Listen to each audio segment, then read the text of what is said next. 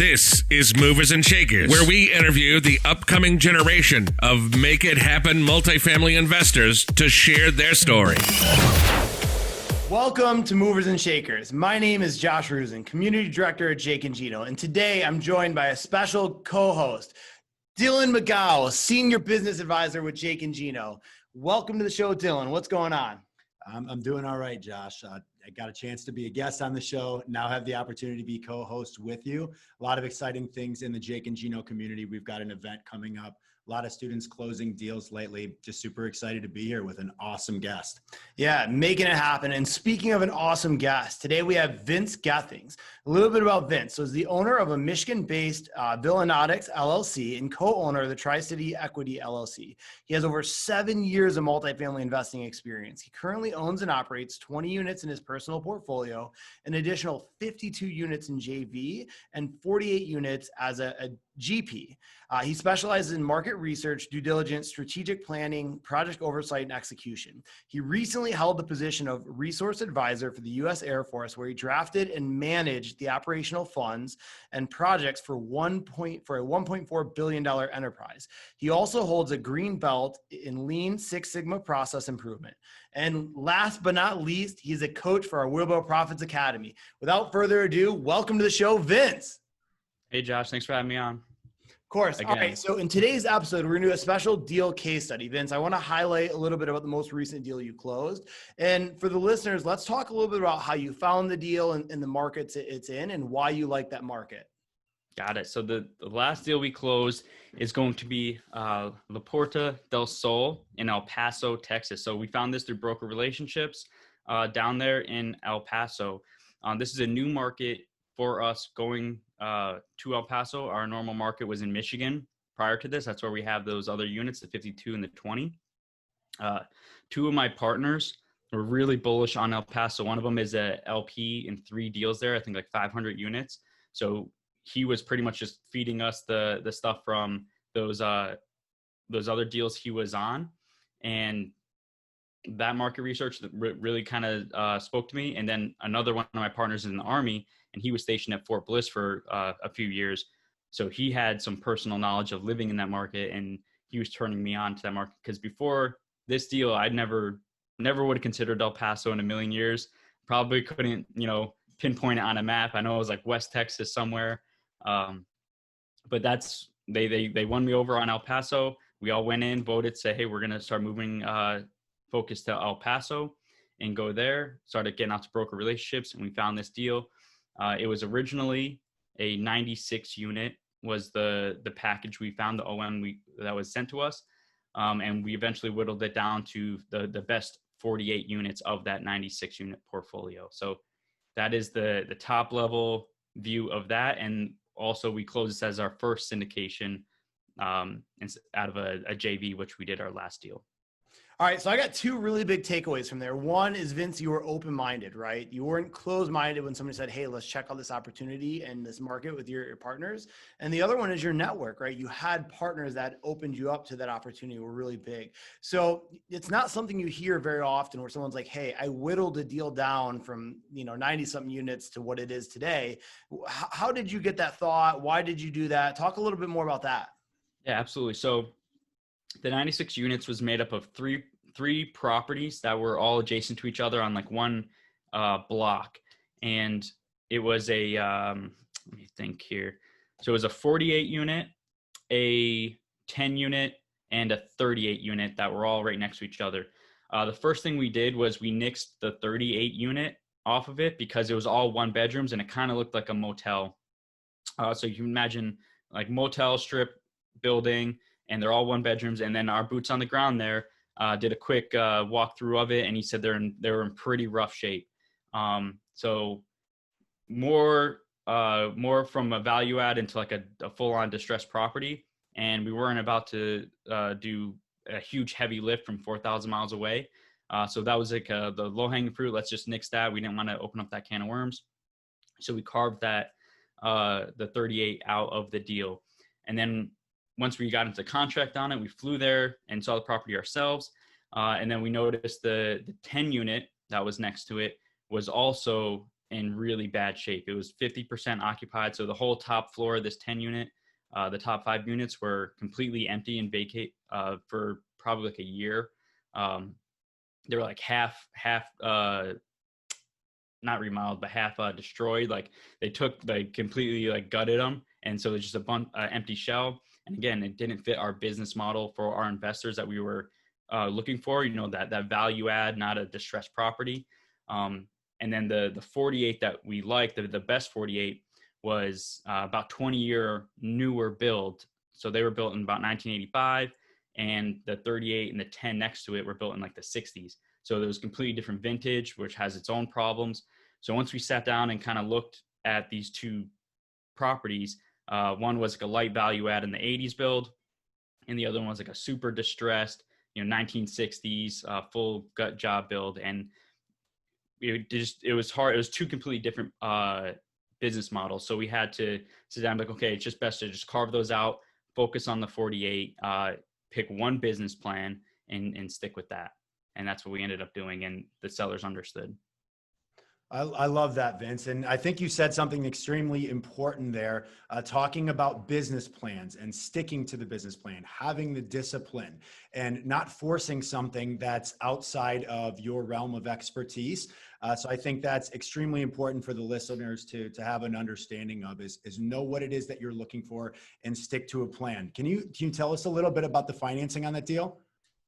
Absolutely. So we got killer finance. So I mainly do local community banks. So one of the first things we do is one of our partners, their job is to, as soon as we go into a new market, pick up the Rolodex and just start going through all the local community banks and credit unions and start making introductions and start building those relationships.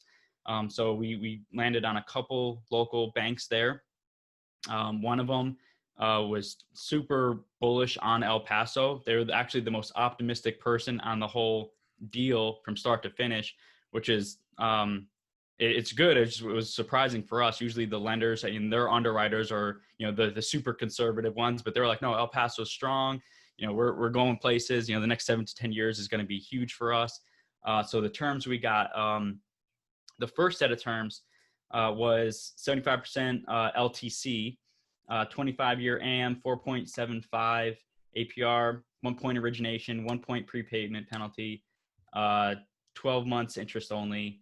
And then it was recourse since it was a community bank. So that was the original terms we got pre-COVID. So let's talk about that. COVID obviously threw a curveball, right? Yes. And when there's choppy waters, it takes a skilled sailor to navigate them. Talk about what COVID changed in the deal and how you leverage that and a little bit more about all that. Exactly. So this was a huge boost in confidence in my team and our ability to perform in contested environments.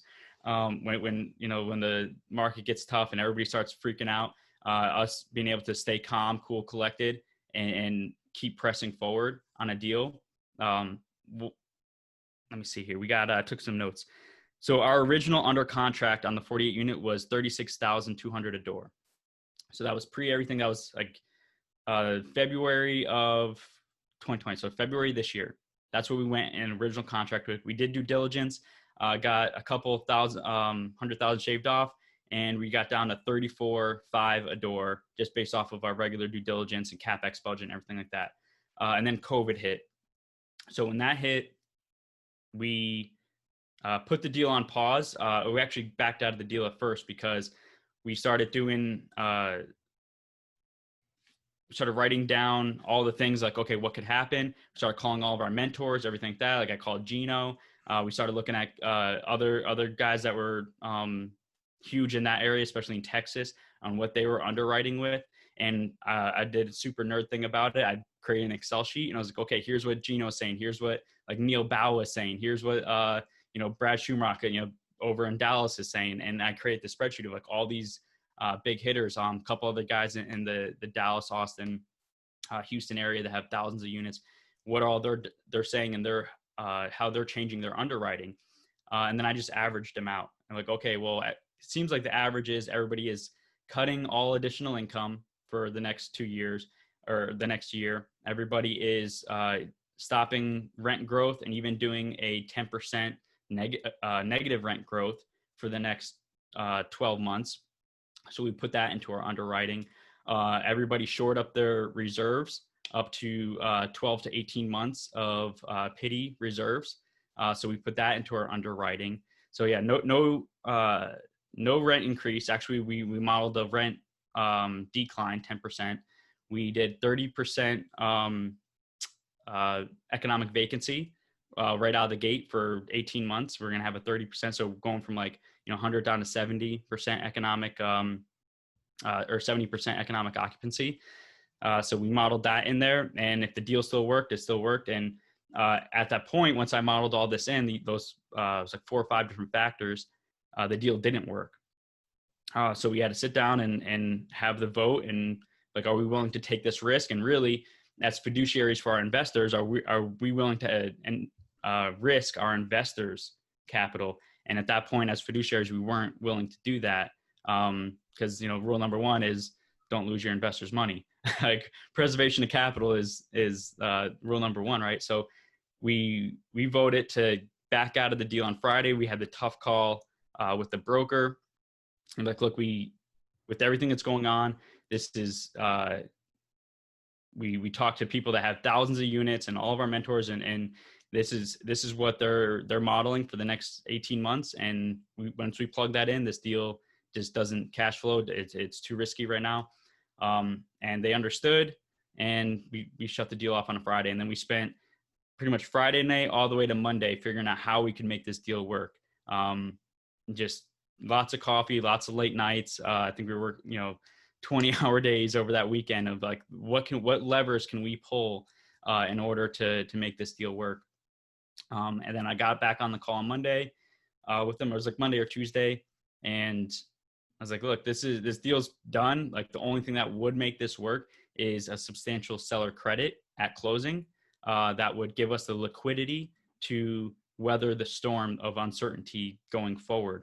And we ended up getting another $90,000 credit at closing, which brought our cost per door down to a little over $32,000 a door. So we started at 36. We closed at $32,000 a door with a huge, liquidity injection at closing. So we were able to have, I think it was 1.5 years of pity. So principal, interest, taxes, and insurance payments in reserves at closing. So we were flush with, and that was on top of our CapEx budget. So we had our full CapEx budget plus another 18 months of cash reserves. So that gave us the confidence to move forward on the deal. I love that. And I think something extremely important that I noted there was the fact that you got creative. You realized on the front end, the numbers as is didn't work for you, but you sat down, you revisited and found a creative way to be able to go back at it. One of the questions I have for you as we're going through a different dynamic right now, I think one of the, like I said, dynamics that we're seeing was that owners have expectations of what the values of these properties were pre-COVID. And we know for a fact that a lot of these properties were affected by the actual pandemic here. Tell me a little bit about the conversation that you had with the broker. How were you able to relay exactly what you were seeing and why that made sense? So when we had that initial conversation, I actually prepared for that. I big fan of Chris Voss. You can see his book right over my shoulder here, right there. And Gino is also the man. So I had a call with Gino, and then the next week prior to this phone call with the broker, that Monday phone call, Gino actually set up a call with Chris Voss. So I was able to one-on-one for 10, 15 minutes. Chris Voss coached me through, some tactics of getting through this phone call and staying focused, staying level-headed, making sure I hit my big points. And once it got to the point of preparing for this phone call, I think we were in it for maybe 7 or 8 hours of preparing for a 30-minute phone call. And it worked. We were able to get across, it wasn't pulling the wool over somebody's eyes or that. It was just being able to focus and pick your words and the way you say them very particular so they understand where you're coming from and they believe you. And it's not like, oh, he's just trying to like get one over on us. I focused on the uncertainty of the waters ahead. I focused on being a fiduciary of our investors' capital. That was my number one fallback. Whenever they talked about something that injected more risk into a deal, I'm like, look, if this was my money, I have no problem risking it, but it's not. I need to be a fiduciary for these people, and I need to make sure that their capital is preserved first and foremost over anything. That's my number one job. And that was like my fallback whenever they were like, oh, it's not going to be that bad. So that is what I focused a lot of the conversation on.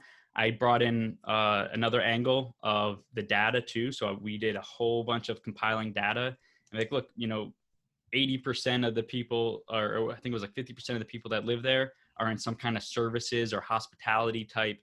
We did an audit of that, of looking at where these the current residents live, work and commute to, and I was like, look, 50% of these people are at risk of getting laid off, and they couldn't. So that's, once it's data and it's on the numbers, like they couldn't deny that. Like I have the number that you gave, the leases that you gave me and the applications you gave me. So I know that 50% of the people have a good chance of being laid off because they're restaurant workers, they're bar workers, they're construction workers that were, or whatever, that was not allowed to go to work during the shutdown.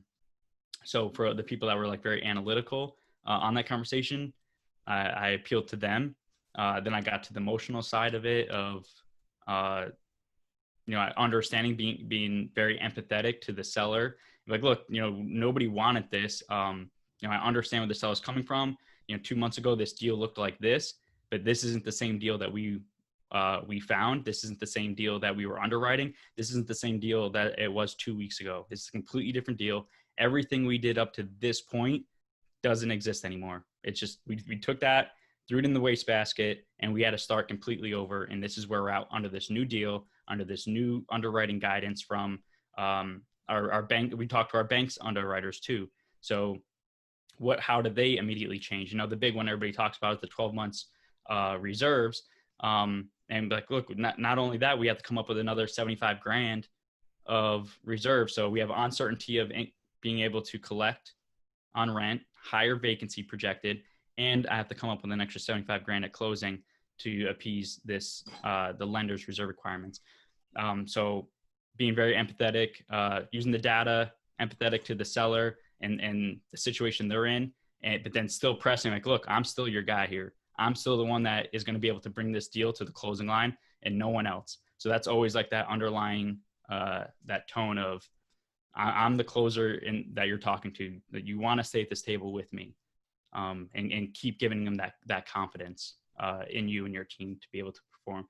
Because if you look back, whoever was in deals, back in March, April, and May, how many people do you know that backed out and just dropped it and said, nope, I'm not taking it off. We stuck to the deal. We redid our numbers. We got super conservative. We found a way to make it work, and we showed them that, look, we're still willing to close this deal. And I know that the brokers, they probably had tons of deals falling out around them at that point. So getting the brokers on our side, be like, look, we're the ones that are going to close the deal. We're not going to be like all the other deals that just fell through the last month. We're going to be the ones that close this deal for you. You need to get the sellers to stay with us and get us to the closing table on this deal. And we did a lot of that too. So, because we know the brokers they're extremely stressed too. The whole brokerage just, went to hell too. So. Yeah, when you look at it, right, a broker gets paid by completing a transaction. So realizing that we're on the same side and aligning forces, it's very powerful. And one big takeaway I have from everything you just executed is the 5 Ps, right? Proper preparation prevents piss poor performance. So like you mentioned, you put 8 hours in for a 30-minute phone call. Talk about prevention and really prepping to make that happen. So I have a few questions I want to dive into with you. This was your first syndication. Why did you decide to syndicate? What were your thoughts looking back? Give me a little bit of the, going from doing deals to first syndication. What were some of the learning curves, lessons learned, changes, everything? Yep. So we wanted to get into syndication. I know it's a 48 unit at 32 a door. So a lot of people are like, why did you syndicate that? Like the raise was only 650,000. we probably could have JV'd that. We wanted to get a syndication under our belt to show, to get that experience. And this was a smaller one. There wasn't a whole lot of risk aside as like the size of the deal. Like it wasn't like a $5 million raise or anything like that. It was a relatively small raise, 650,000. But for us, it was, we really wanted to get that notch in our resume saying that, hey, we've done JVs, we've done partnerships, we've done seller financing. Now we can add syndication experience to our resume as well, and successfully at that. So that was one of the big reasons why we wanted to do it. We had the proof of concept from the 52 unit that we did last year, and we took those systems, plugged them into this 48 unit, and it's off and rolling exactly as we planned, actually even better than we planned. And the way we did the syndications, actually, the way we structured it was actually pretty unique too. The equity structure of it, we actually offered two shares. We had an A1 share and an A2 share. So we had a lot of people that were investing with like their retirement funds, and they didn't really, they want to be a lot more conservative. So we offered like an A1 share, which was like 10% only and no upside, and like a 10% pref, and then no upside. And then for everybody else, we offered an A2, which was a 80-20 split on the rest of the equity raise. And that worked out really well. We were kind of unsure on that to see how many people would want the A1, and the A1 actually was the first one to get, sold out, so to speak, than the A2. So we like that structure. We're probably going to do that again on our next deal as well, offering the A1 and A2 shares separately rather than offering one share, which is like your typical syndication. It might be like a 70-30 with a 6% pref or something like that. So splitting those two into two different shares really appeal to two different investing groups, two different investors and their goals and their risk profile. So we like that, and we're probably going to keep going forward with that. Some lessons learned on this first syndication. Let me think. So for the GP, going from a partnership structure for a JV or partnership, and then morphing that partnership to a GP is not as easy as it sounds. It's completely different animal. And for those people that are scaling up the way that we did, which was, you start doing deals on your own, then you partner for a few deals, and then you want to start scaling over to syndication. You need to put like the pump the brakes on before you go into syndication, and really make sure that the people that are going to be staying on board from the partnership to the syndication to the GP, to the managers, understand what they're getting into, because it's not a plug and play. The roles change. The amount of time and sweat equity you need to put into the deal changes. Everything changes. The way the compensation works, that changes. So you need to have that conversation. And I wish I would have had a call with my lesson learned. The biggest lesson learned on this was I wish I had a call with like Bill Ham, like 2 months before I actually had a call with him, because he kind of laid out, educated me on the best way that he does GP structures. So for us, it didn't break up the group or anything like that. It's just, we just got too far down the deal, and then we realized, oh, wait a second, this isn't just a plug and play. We can't just assume the same roles that we did as a partnership as a GP, because it's completely different. So the lesson learned on that is, if you're going to scale from partnership to syndication, sit down, make sure that you understand all of the roles of the GP, of the managers, and the people that are our partners going to be GPs understand what they're getting into and how they're going to be compensated before you're in a deal. Everything worked out fine, but it was just a couple conversations that were a little bit more uncomfortable as we, kind of find our new groove into this new system that we're doing. I like what you talked about when it comes to team members, making sure that everybody has a solid understanding of what their roles and responsibilities are, and that they are almost pieces of a puzzle. And that's what's going to allow you to go further faster, having all the right pieces of the puzzle in place. I guess when it comes down to recommendations for you on how to go about finding potential partners, what would you say to that? Oh, finding potential partners. Yeah. So first, just get out there, network. So join groups, join meetups, do whatever. You got to network your ass off and get around as much as you can. And then I go into it going forward into this. Don't just find people that have money. Like, oh, I got, whatever, $500,000 to invest. And like, oh, well, you're gonna be a great partner. That's probably the worst thing to do. You got to vet partners like you would like your wife or something like that. Like, this is a long-term relationship. So you need to make sure that your skills are complementary. So whatever that you're good at and what you're not good at, they complement that. So whatever your weaknesses are their strengths. Whatever you don't like to do, that's their strengths, or they like to do. For me, I'm not the big investor relations. Like, I'm not going to go out to like the wine mixers and do all the small talk and chum up the crowd and work crowds. Like, I'm way too introverted for that. I'm getting there because I have to. I'm forced to grow. That's part of the game. But I have a partner that loves that stuff. He loves the investor relations. He has no problem getting out there. So that was an easy kill. I like the numbers. I like being operations. I got a partner that he's like, every time I look at spreadsheets, like my eyes glaze over. Like, when I love that stuff. So that's where you get into that. What do you like doing? What are your strengths? What are your weaknesses? So they need to be complementary. Then it goes into goals. Make sure your goals and your timelines are aligned. So if my goal is like 1,000 doors, 20K a month in passive income, and theirs is like, 5K and like 200 doors, that means in like a year, they're looking to jump ship. They're like, hey, we're here. I'm ready to rest on my heels.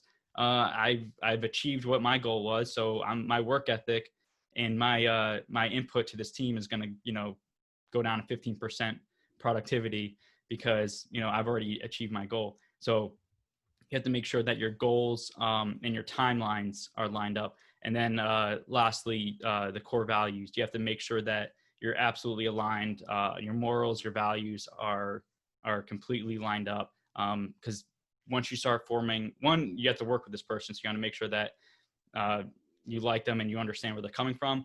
But then once you form a company, they're going to be representing you as the company. So if they do something shady on their own, it's going to get reflected on the company, which is going to get reflected on you and can hurt your reputation, even though you had nothing to do with it. And anything to do in real estate is all about, your reputation and your track record. So once you have that black mark, it's going to get really bad hard to dig out of that hole. So you got to make sure your morals, ethics, and values are completely aligned. And you guys can have full transparency with each other. Man, so Vince, those are some really good, actionable, tangible steps. With that being said, let's take a quick break for our sponsors. Gino, I know a lot of our listeners are wanting to take their multifamily investing business to the next level. I know that you've been hard at work helping Jake and Gino students do just that using our framework. Can you explain to the listeners how they can get our help? Guys, we've been hard at work growing our community of like-minded investors, and the results of our members has been nothing short of incredible. We're looking to grow this amazing group. What we're looking for is those who want to follow our proprietary framework that we've created. Buy right, manage right, and finance right. Leverage our connections, education, and mentorship as ways to take your business to the next level. So if you're interested in finding out more about how you can become a part of our amazing community, apply to work with us at jakeandgino.com/apply. So Vince, we're going to now move on to the short answer section of the episode. I want to ask you first and foremost, what's your favorite book? Man, let me see what I got here. My favorite book right now, because I got too many, is the Daily Stoic by Ryan Holiday. So if you don't know Ryan Holiday, he awesome guy. But he has a couple books out. He has like Ego is the Enemy, Stillness is the Key, Obstacle is the Way. And then he came out with like this daily meditation type book where you read one page a day, teaches you a lesson.